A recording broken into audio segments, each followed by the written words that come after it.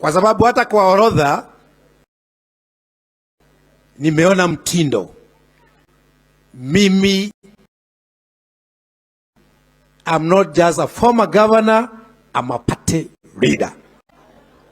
Ya pili, ni mshukuru ndugu Kalonzo.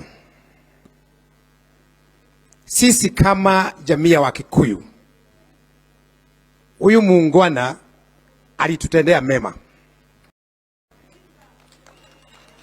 Wakati wa utawala wa Mwai Kibaki, alikuwa naibu wake kwa miaka 15. Na wakati huo tuliona utulivu katika serikali. Pia akashika bamba la Raila Odinga kwa miaka pia kama naibu wake. Najua wakati mwingi shukrani zinakuanga gumu kutoka, lakini kwetu, kwa sababu niko hapa, tunakupatia shukrani. Hiyo nyingine, kuna mambo ambayo baba amesema na tumeongea mambo mingi hapa. Unajua watu wakitaka kupoteza mwelekeo wanaongea kila kitu. Ile kitu kimoja ambacho baba amesema ni mambo ya self determination.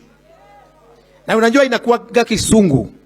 Hiyo kitu ukiweka kwa Kikuyu, kwa Kikamba na kwa kabila nyingine zote ni kugaya bururi. Ni kugawanya serikali. Nchi sio serikali. Kugawanya serikali ni handshake. Hii nyingine ni kugawanya nchi. Kwa sababu filosofia ya hii serikali kutoka kwa Gachagua ni kwamba itatawaliwa na filosofia ya shareholders and non-shareholders. Na yeye amesema hiyo function ya kugawa Kenya yeye iko kwa idara yake. Kwa hivyo hatuwezi kataa, kwa sababu sio sisi tumesema.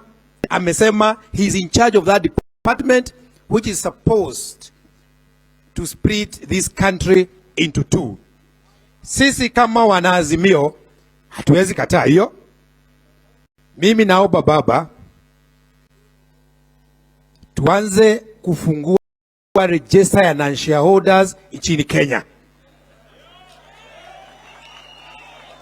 Kwa sababu non-shareholders are not necessarily Azimio supporters. Wale walikuwa hustlers are now non-shareholders. Wale ambao hawapati huduma are non-shareholders. Wale ambao wanakosa karo ya shule are non-shareholders. Wale ambao walikuwa mama mboga are non-shareholders.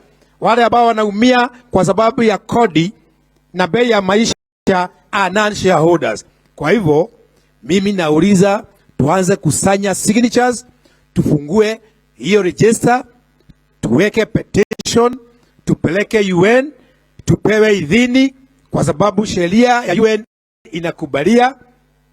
Alafu tuunde nchi yetu, iwe na bendera yetu, iwe na our coat of arms, iwe na katiba yetu, tuchukue ushuru wetu na tuwe na mabalozi wetu.